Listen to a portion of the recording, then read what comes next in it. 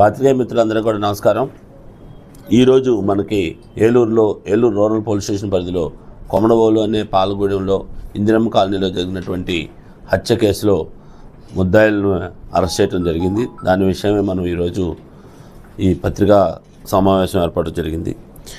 31వ తారీఖు నాడు మధ్యాహ్నం 2-2:30 గంటల ప్రాంతంలో ఈ కొమడవోలు ఇందిరమ్మ కాలనీలో ఈ బోరగా పూనూరు రాజేష్ అనే అతను ఇంట్లో ఉండగా అతనికి తెలిసినటువంటి అదే కాలనీకి చెందినటువంటి ఈ బోరగా చిన్ని నాని అని అతను కొంతమంది ముద్దాయిలతో వెళ్ళి ఇంట్లో నుంచి బయటికి పిలిచి మాట్లాడదామని చెప్పేసి ఎదురుగా ఉన్నటువంటి ఆ యొక్క చర్చి ముందు తీసుకొచ్చిన తర్వాత అతన్ని పడవటం జరిగింది.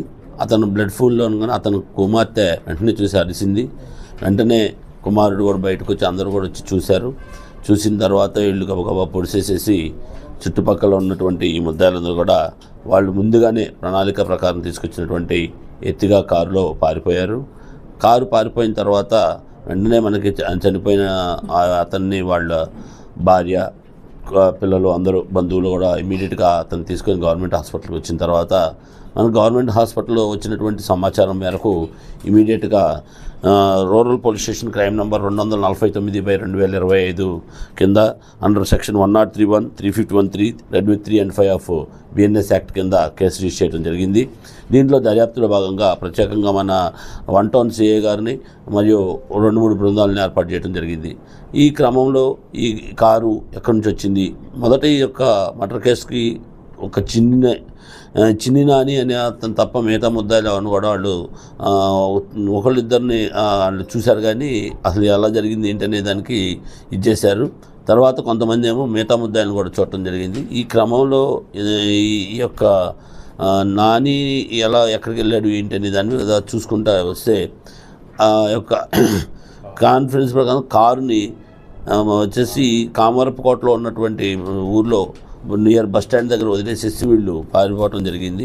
తదుపరి అక్కడి నుంచి కూడా మనం FSL టీముని రప్పించడం, అదేవిధంగా క్లూస్ టీము, తర్వాత ఈ ఫింగర్ ప్రింట్స్ ఎక్స్పర్ట్స్ని అందరూ కూడా రప్పించి ఇవన్నీ చూడగా ఇంకా ఈ కేసులో ముద్దాయిలు చాలామంది ఉన్నారని ఒక నిర్ణయానికి వచ్చి రావడం జరిగింది.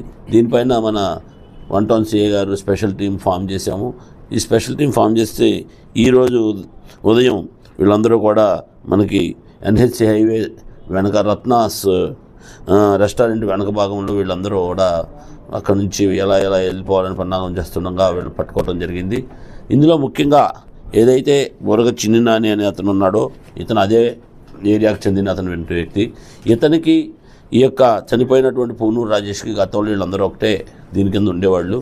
అయితే వీళ్ళందరూ కూడా అక్కడ ఉన్నటువంటి చిన్న ఏదైనా సమస్యలు వచ్చినప్పుడు ఆ యొక్క సెటిల్మెంట్లు చేయటం, అక్కడ ఉన్నటువంటి ఆడవాళ్ళ విషయంలో వీళ్ళకి కొంత అభిప్రాయ భేదాలు రావటం, తర్వాత ఇతను ఏదైతే చిన్ని నాని అని అతను డ్రైవర్గా వెళ్ళటం, ఆ డ్రైవర్గా కొంతకాలం చేసుకుంటుంటే ఈ గ్యాంగ్లో నుంచి వీళ్ళకి విభేదాలు రావటం మొదలుపెట్టాయి. దీన్ని ఆసరా చేసుకుని ఇతన్ని 2-3 చోట్ల అవమానించడం జరిగింది. దీంతో అతను కక్ష పెంచుకున్నాడు. అదేవిధంగా ఈ చిన్ని నానికి అనేక చోట్ల కూడా ఇతనికి సపోర్ట్ రాలేదని చెప్పేసి కొన్ని ఇతనికి పర్సనల్ విషయాల్లో కూడా అడ్డుకుంటున్నాడని, తర్వాత ఇతనికి సంబంధించిన ఒక వ్యక్తితోటి ఇతను వివాహేతర సంబంధం పెట్టుకోవటం, దాని విషయమే వాళ్ళ బంధువులు అడగటానికి వచ్చినప్పుడు ఇతని అడ్రస్ చూపించడం, ఇలాంటివన్నీ కూడా ఇతని మనసులో ఇంకా కక్ష పెంచుకున్నాడు. ఇతను ఉంటే మనల్ని ఎప్పటికైనా ఇదిగా ఉంటాడని ఓవర్ పవర్ చేస్తాడు, ఇంకా మనం ఇక్కడ బతకలేమని నిర్ణయించుకోవడంతో పాటు అసలు ఈ రాజేష్ అనే అతన్ని తీసేస్తే తనే ఆ పాలగూడెంలో ఇందిరమ్మ కాలనీలో పెత్తనం చేయొచ్చని ఒక దురుద్దేశంతో ఒక పథకం ప్రకారం ఈ యొక్క మిత్రులు ఉన్నారు.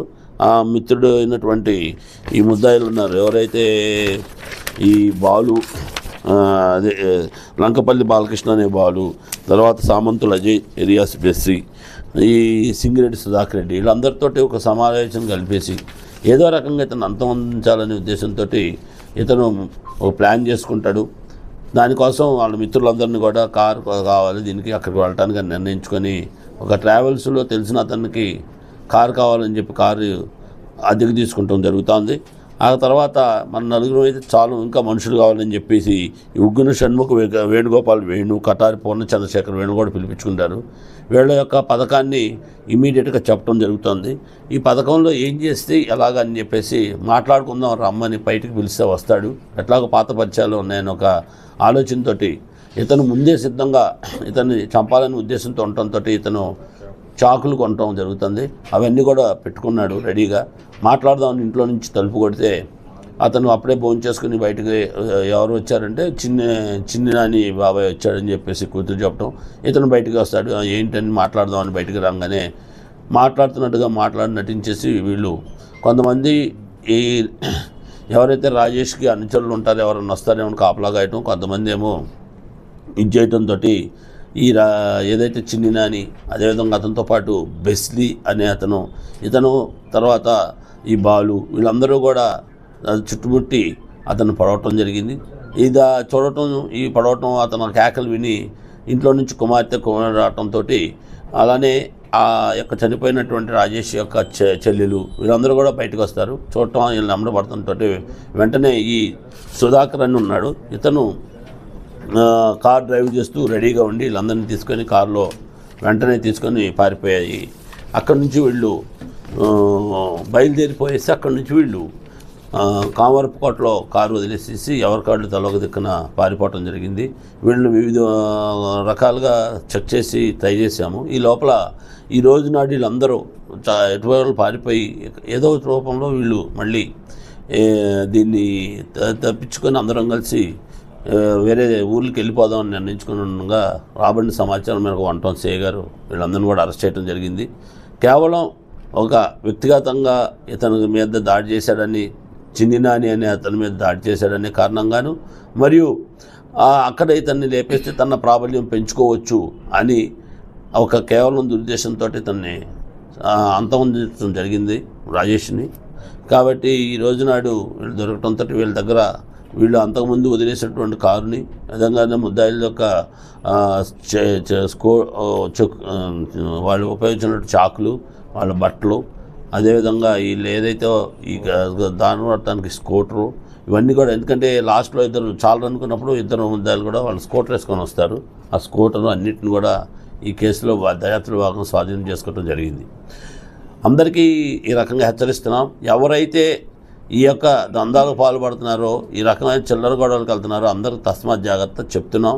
మీ అందరూ కూడా ఇలాంటి ఇది మర్డర్ కేసులో ఇరుక్కోవటమే కాకుండా వీళ్ళందరిపైన ఇంకా ఎవరైతే ఇందులో ఇంకా లోతైన దర్యాప్తు చేస్తాం. ఇందులో చిల్లర ముళ్ళ రాశాలు వేసి చాలా విషయాలు బయటకు వచ్చినాయి. ఇందులో చాలామంది పైన చర్యలు తీసుకోవడం కూడా జరుగుతుంది. కాబట్టి అందరినీ ఏలూరులో ఉన్న ఇలాంటి ఎవరైతే ఈ చిన్న చిన్న దందాలు చేస్తూ రౌడీ ఇజం పాల్పడుతున్నటువంటి వాళ్ళందరినీ కూడా మీ పైన షీట్లు ఓపెన్ చేయడంతో పాటు ఖచ్చితంగా కఠినంగా చట్ట ప్రకారం చర్యలు తీసుకోవడం మాత్రం జరుగుతుంది.